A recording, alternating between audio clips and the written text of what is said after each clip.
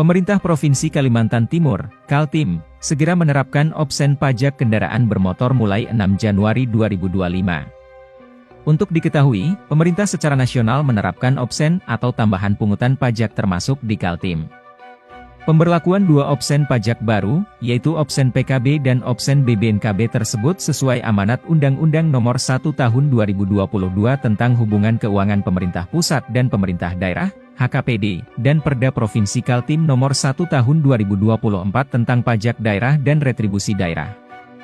Meski ada kenaikan, namun Kepala Bapenda Kaltim, Ismiati menegaskan masyarakat tidak perlu khawatir dalam membayar pajak. Sebab Kaltim menjadi wilayah yang menerapkan tarif PKB terendah se-Indonesia dengan rincian. 1. Tarif PKB sebesar 0,8% dan tarif opsen PKB 66% dari pokok PKB. Sehingga total tarif yang dikenakan menjadi 1,328% dibanding tarif sebelumnya sebesar 1,75% yang berarti terdapat penurunan sebesar 0,422%. 2. Tarif BBNKB sebesar 8% dan tarif opsen BBNKB 66% dari pokok BBNKB sehingga total tarif yang dikenakan menjadi 13,28% dibanding tarif sebelumnya sebesar 15% atau terdapat penurunan sebesar 1,72%. 3. Biaya balik nama kedua dan seterusnya tidak dikenakan biaya atau pajak 0%. Penetapan ini sudah diperhitungkan secara matang dengan memerhatikan kemampuan masyarakat. Juga dengan tarif yang rendah ini diharapkan kepatuhan dan kesadaran masyarakat dalam membayar pajak kendaraannya bisa meningkat. Kata Ismiati.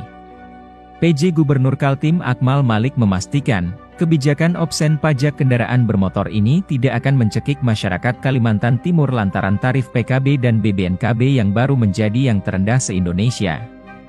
Tidak hanya itu, pemerintah provinsi, Pemprov, Kaltim juga telah menyepakati beberapa kebijakan, salah satunya penurunan tarif pajak.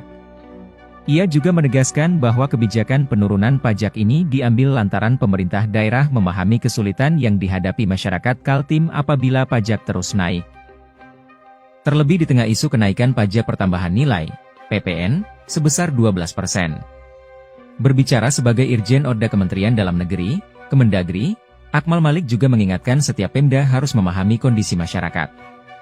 Penerapan tarif pajak terendah se-Indonesia itu juga telah diperhitungkan secara matang.